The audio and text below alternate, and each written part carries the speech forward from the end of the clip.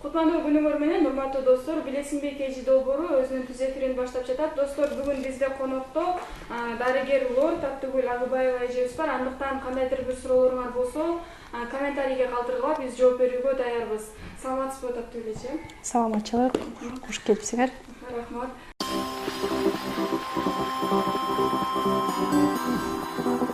Гайморит оорусу эми биздин эл арасында аябай көп да. Анан элдер да жакшы көрөт. Эмне болдуң десе, гайморит болуп оорудум дешет да. Анан гайморит оорусу жаштардан карыган кишилерге чейин аябай көп кездешет да. Бул көбүнчөсүн гайморит баягы сасык тумоодан кийинки баягы осложнение деп коебуз, ошондо келип чыгат да.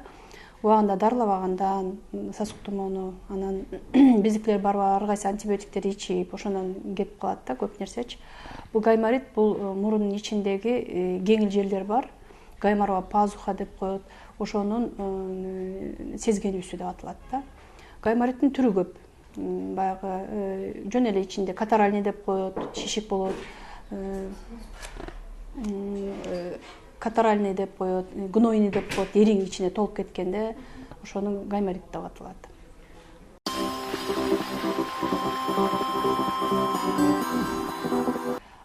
Кичинекей балдарда негизи гайморит болбойт. Биз баягы 4 жашка чейин гайморит болдук дей беришет. Кээ бирлер рентгенге барып өздөрү түшүшөт, бул туура эмес. Алардын гайморова пазуха 5 жаштан баштап формирование болуп, анан ошентип окончательно 11 жашка чейин барат кээ бирөөнүкөчү. Анан аларды биз гайморит деп айтпайбыз, биз синусит деп айтабыз. Риносинусит деп коебуз кичинекей балдарга. Көбүнчөсүн этмоидит менен оорушат. Этмоидит ошо гаймориттин башкача түрү да. Решетчатый лабиринт деп коет, ошолордун сезгенүүсү деп аталат да. Анан кичинекей балдарда андай гайморит болбойт.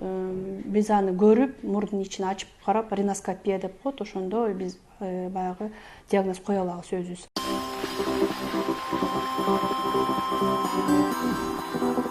Кое албайт. Бизге биринчи эшиктен киргенде эле баягы эмне болуп атасың дегенде эле гайморит болуп атам деп айтышат да. Ал туура эмес. Мурду бырылдаса эле бул гайморит эмес. Анын көп түрү бар мурдун ичинде. Хронический ринит, острый ринит, аллергия, вазомоторный ринит деп көп нерсе диагноз бар. Гаймориттин түрлөрү ошол биз рентгенге жөнөтөбүз, рентгенден анан билинет да. Жанагы решетчатый лабиринт деп коет, кеңил жердин түрү бар да. Ал этмоидит деп аталат. Бирок гайморитке окшош эле болот булардын баары элечи. Лобный пазуха деп коет, чекедеги кеңил жер. Ал лобный фронтит деп атабыз анычы. Ал деле гаймориттин башкача түрү. Анан баштын ары жагында бизге көрүнбөй турган жерде бар, сфеноидит деп аталат. Ал башкача кеңил жер да. Ошон үчүн баягы бизге туура диагностика керек да.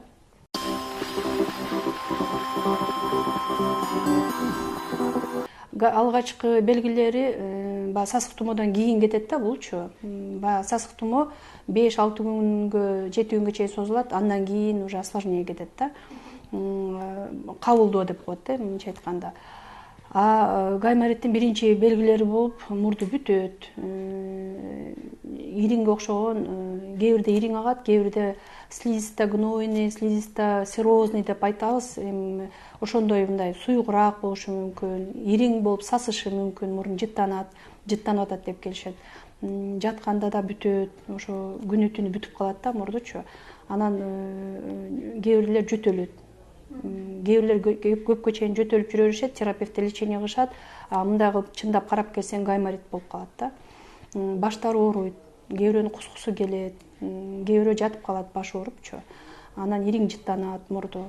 Ошондой көп эмелер. Анан баягы общая слабость деп коет, чарчап, кээ бирөөндө температура берет. Гаймориттин түрүнө жараша да.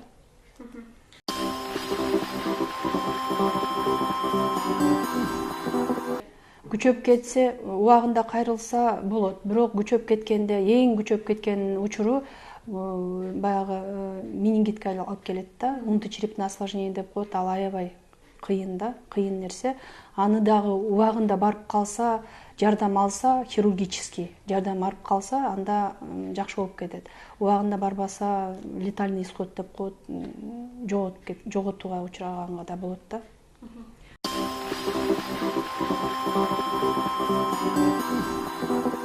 үй шартында айта албайм. Уруксат бергим келбейт да. Себеби алар билбейт да. Аны биз сөзсүз кан тапшыртабыз, анализ да. Андан сырткары сөзсүз рентген жасаш керек. Анан биз рентгенди көрүп, ошого жараша тактика лечение деп коет, баягы дары жазабыз да.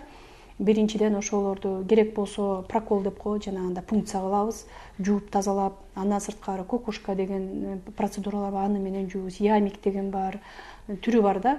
Аларды биринчиден жууп, ириңди кетиргенден кийин, андан кийин физиолечение деп коебуз, жанагындай токко актап, ошондойлорго барса болот.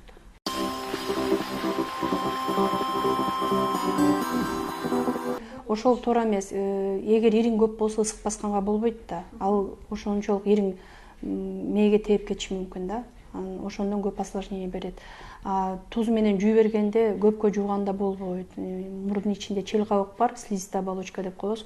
Ошол эзилип калат, кургап кетет да, ошондой.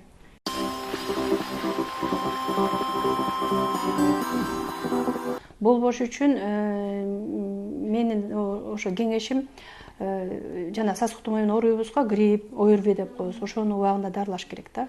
Жакшылап дарып, эгер температура болсо, жакшылап үйгө бир күн болсо да, 2 күн болсо жатыш керек.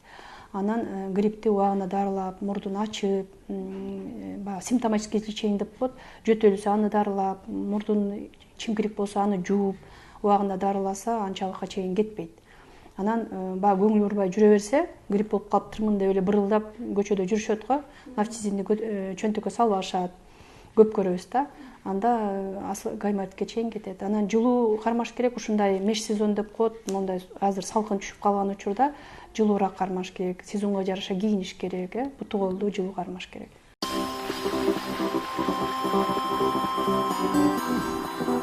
Эти өсүп кетет. Полип деп коебуз. Полип анан мурдун ичинде носовая раковина деп коет, кемирчектер бар, ошолор чоңоюп кетет. Анан хронический гипертрофический ринит деп коебуз, ошол башталат да. Аны нафтизиндерди, бул сосудосуживающий препарат деп коебуз, абайлап пайдаланыш керек да. Ал эң көп дегенде 7 күн. А так 5 күн пайдаланабыз.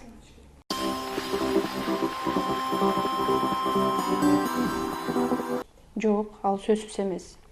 Жакшы убагында дарылап, аягына чейин чыгып, жакшы дарылап, андан кийин өзүн жакшы алып жүрсө, жылуулап, убагында дарыланып жүрсө, андай болушу мүмкүн эмес.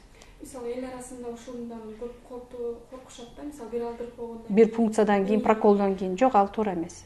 Анан убактыбыздын соңунда же биздин көрөрмандарга, жаштарга, жаш ата-энелерге өзүңүздүн кеңешиңизди айтсаңыз. Мен жанагы биз общий айтып кеткенде, жалпы айткандай, ата-энелер балдарын жакшылап караса, кичинекей кезинен укпаган, байкаганда дароо дарыгерге чуркап, жана аппараттардан өтсө деп ойлойм да, кечигип келишет. Кулагы укпай калдыбы, сразу жөнөш керек врачка. Кечигип келет биздикилер, ошону эске алыш керек. Анан наушникти азыраак угуш керек, молодежь, жаштар. Бардык жерге барсаң эле наушник менен жүрүшөт, ошону абайлаш керек. Бир күндө 1 саат болот да наушник менен, жарым сааттан. Урматтуу достор, суроолоруңар үчүн рахмат. Биздин убактыбыз соңуна чыгып келатат. Таттуу эже, сизге чоң рахмат. Убактыңызды бөлүп биздин досторго бизге кеңешиңизди бергениңиз үчүн. Ишиңиз алдыга жыла берсин, өзүңүз денсаулыкта болуңуз. Достор, мен силер менен коштошом. Кийинки берүүгө чейин саламатта калгыла.